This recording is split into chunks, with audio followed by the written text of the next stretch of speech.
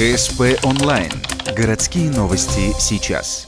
Суббота, 12:30, база отдыха «Крахаль». 4-й день молодежного форума «Инноватика». На лесной опушке уже 6-й раз, ставшей пристанищем ищущих умов, расположилось 7 беседок с увлекательными занятиями на любой вкус и цвет, что называется.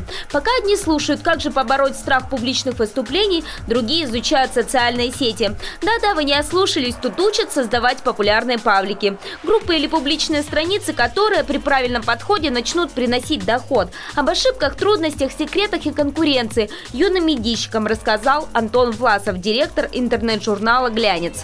Было как-то уже лайтово, фотошкола приносила деньги, фотографы снимали, все вроде идет на своем, так сказать, уровне, но когда появляется конкурент, появляется еще больше работы. Тем самым ты начинаешь думать, так, а что надо делать дальше? Дальше привело нам немножко к другому пути.